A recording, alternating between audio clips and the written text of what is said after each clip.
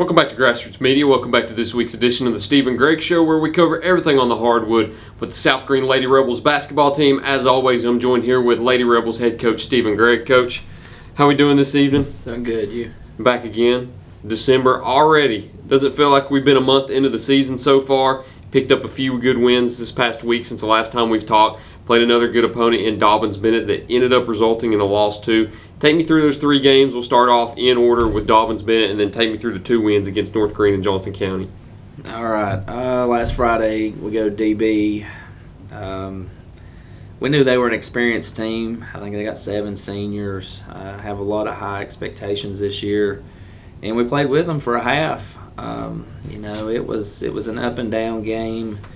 And third quarter, we just kind of stayed in the locker room and got outscored 27-10 and got outscored by 1 in the fourth. So for 3 quarters, we put it together. But that one quarter, they kind of embarrassed us. And, I'll take a lot of that credit. I just felt like you could really see we were gassed on film. They were kind of bringing the pressure to us and bigger floor. The old Sullivan North floor is one of the longest ones around here. So I don't always say that very often that our team was gassed, but we were, and, that's on me. I've had so many injuries. I've been trying to nurse them back and, and kind of coddle, and it's sort of a balancing act. And, it's just poor scheduling to have that one with all of our injuries. So hopefully the next time we play them, it'll be a much better result. But, they are a very good team, well coached, and, the girls fought. So, we got to do a better job to condition ourselves in practice and competing in practice, pushing to be front in every drill we do. But that can all be fixed. Next Saturday, after the legs being gone on Friday, we have North Greene rolling in here, and it's a cross-county rival. A lot of excitement leading up to that, and that game was kind of odd that we couldn't really get going. We couldn't force the tempo that we want to force. So we had 2 games there where we were in the 40-point margin, and that's not what we aim to do. So I'm not going to say our legs were they weren't healed overnight, but we just weren't playing at the speed and the level that South Greene needs to play at. So once again, I'll say maybe that's on me for not conditioning heavy enough early. But it was a good win, at the end. It was exciting finish. It was a good game to watch, I would assume, if you were a spectator, because there was a lot of lead changes and back and forth, and it got crazy at the end on both sides. So that's kind of what you expect for Greene County rivals. But we are going to start doing a better job to kind of condition and be able to push through and separate in the second half. And, ironically, Friday night, the third quarter was what lost us the game. And then Saturday, we came out of the locker room a little bit more posed and had more urgency about ourselves and outscored North Greene to take the lead. So we're still, trying to figure it out. Mm-hmm. One night, it's the third quarter, we let up. The next night, the third quarter, we owned. So we got to do a better job when we are trying to press, not to get in foul trouble. I look up, 4 of our top girls in our rotation are sitting on the bench with 2 fouls in the North Greene game. So we had a lead after 1, and then I felt like we just lost all of our momentum and couldn't get going and fell behind.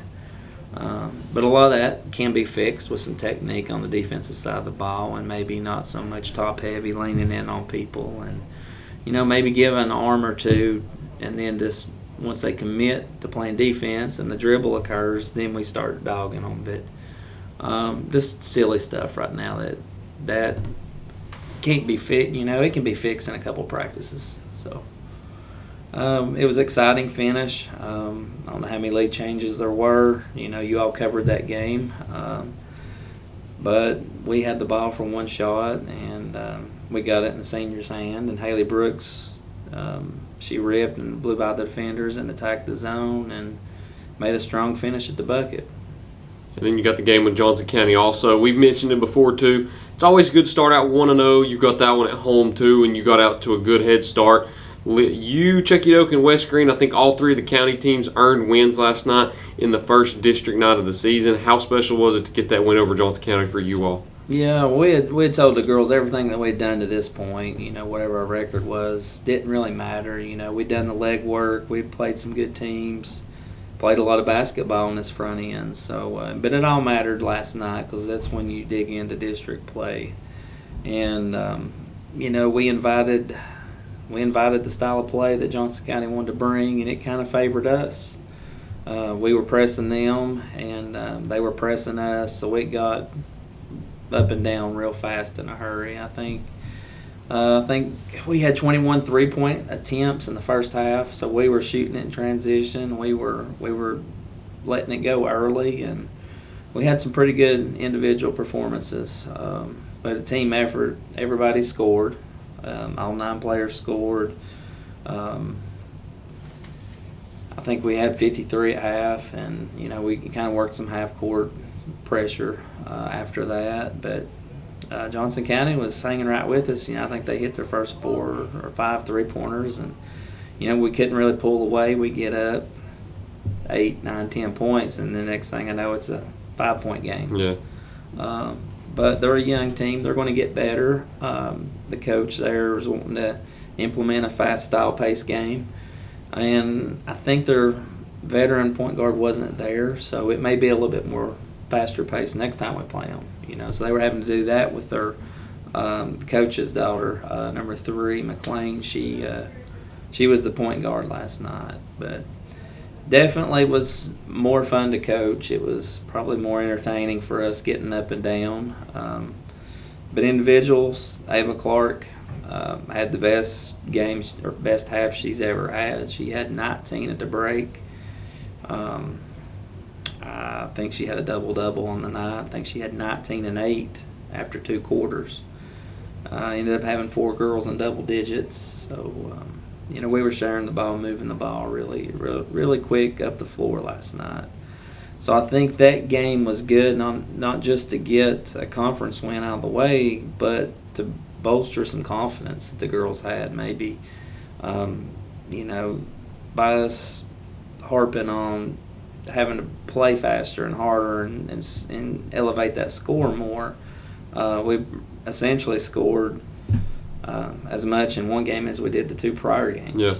Yeah. So that's something we can build and expand on. But I think all that urgency came from practice on Monday because we talked about playing hard, and every coach in America wants their kids to play hard. Yeah.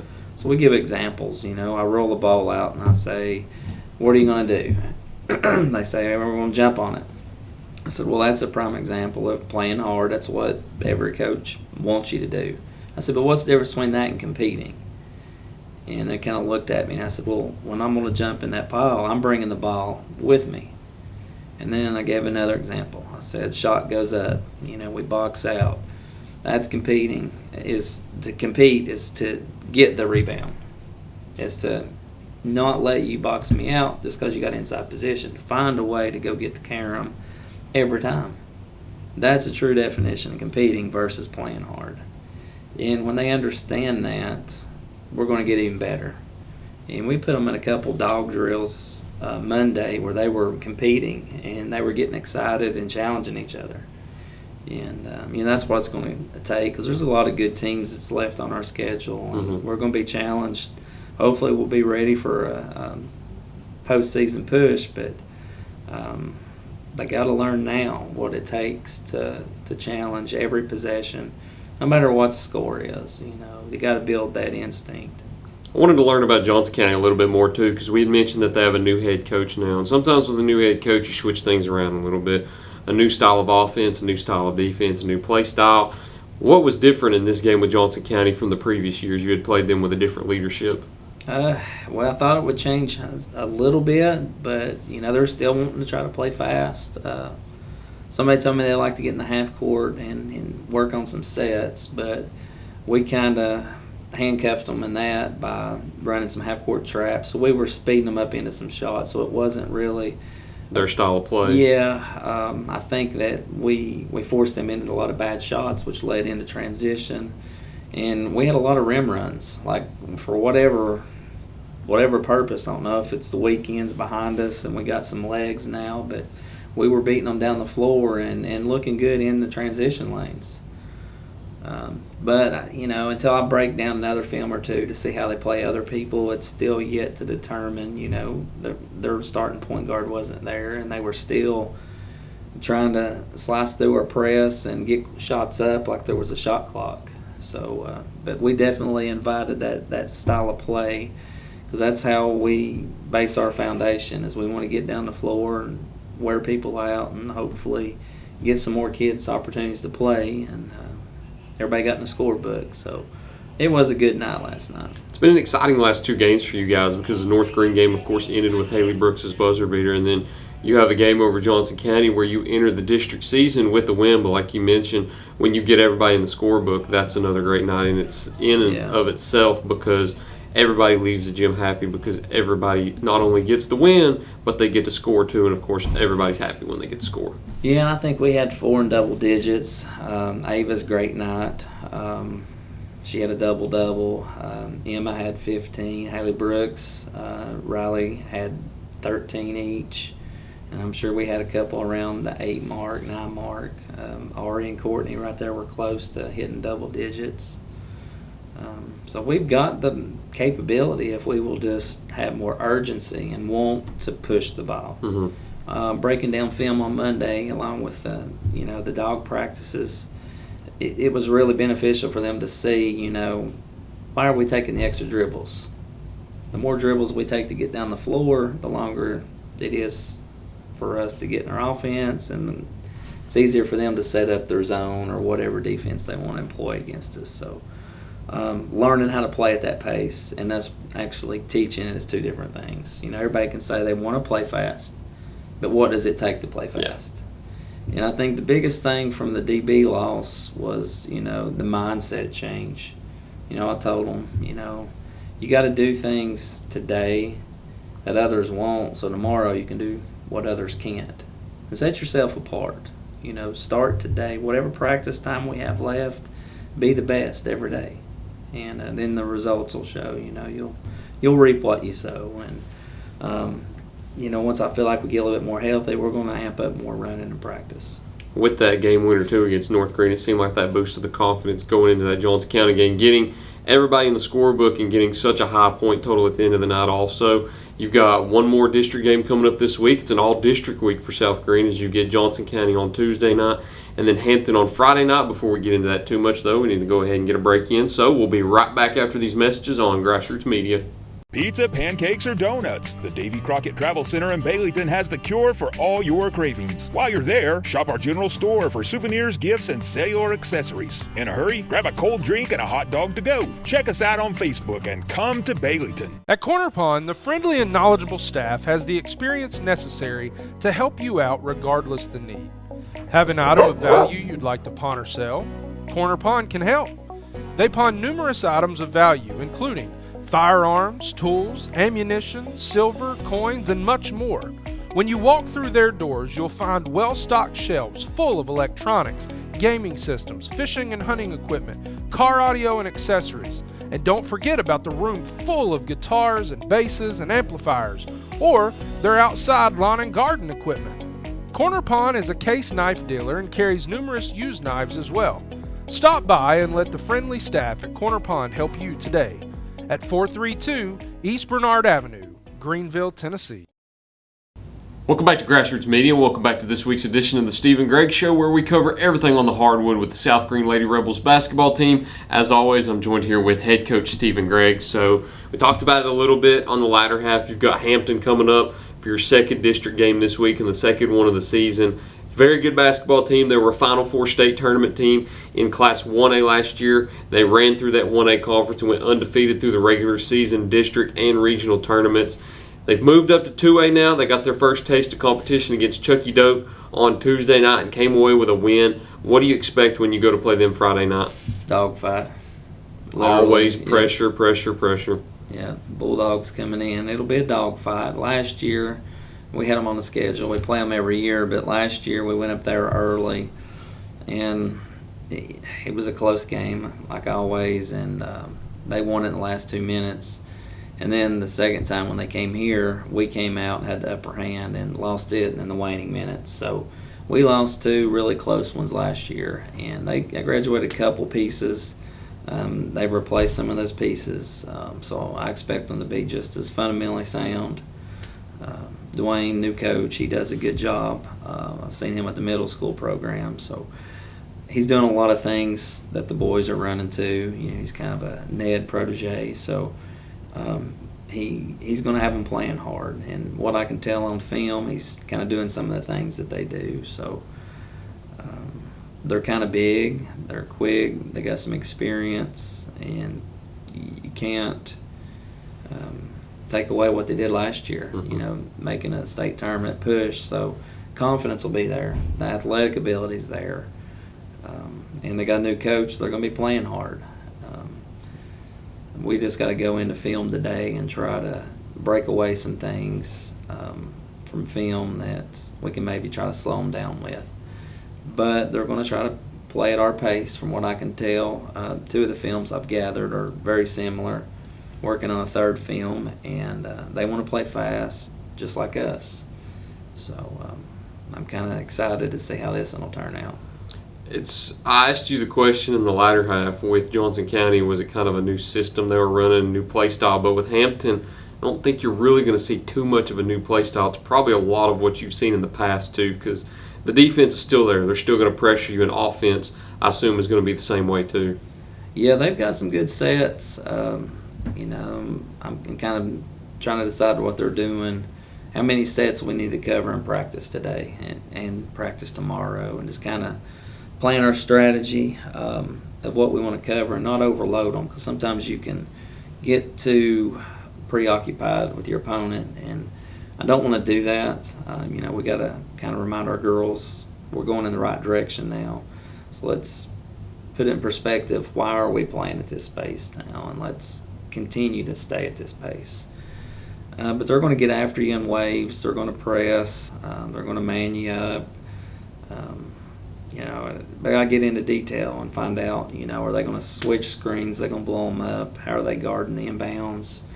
Some of that stuff is what we've got to work on, and then implement that into our playbook and see how we're going to combat that, because it could come down to one possession or one good defensive adjustment could win the ball game, or something that you find as a weakness on the inbound. You know, maybe just anything that we can find to expose them, because I think they're going to have a great year. And you know, I don't want to talk about it, but since we've joined, we haven't lost a conference game, and you know, you got that pressure of that looming in the back of your head. I don't know how many it's up to. It's several games, and you know, if this was last year, you know, that record may not be there because they beat us twice. So the girls have to know they've got the capability of coming in and beating us on our floor. And then you've got University High next week. We'll talk about that a little bit. It'll be the 3rd game in a row where you've played a team with a new head coach. They're under a new regime also with Bud Hazelwood, another Hampton product from what I've been told. Talk about what you expect out of the Lady Bucks when you travel up to play them at Brooks Gym. Yeah, Bud, he's a veteran coach. He's been around. You know, he's taken a team from Hampton to the state tournament. He's excited, energetic, good coach. He'll get them playing hard. Not seen their team on film or anything yet, because you know that's a week out. But they will be fundamental in what they do. And I think those are the 2 games that you've got up on the schedule until the next time we talk. I think after that you've got Granger, and then you get a little bit of a break until the Ladies Classic, which is always a fun time to end the season at that great tournament. But that's all we've got this week. Got Hampton coming up. Got a huge district game against them on Friday night. Good thing is it's here at home. You don't have to travel up there yet. Get to finish the week at home. That's all we've got, Coach. Yeah. Appreciate you once again for sitting down and talking to us. Thank you all for watching this week's edition of the Stephen Gregg Show. We look forward to seeing you next time here on Grassroots Media.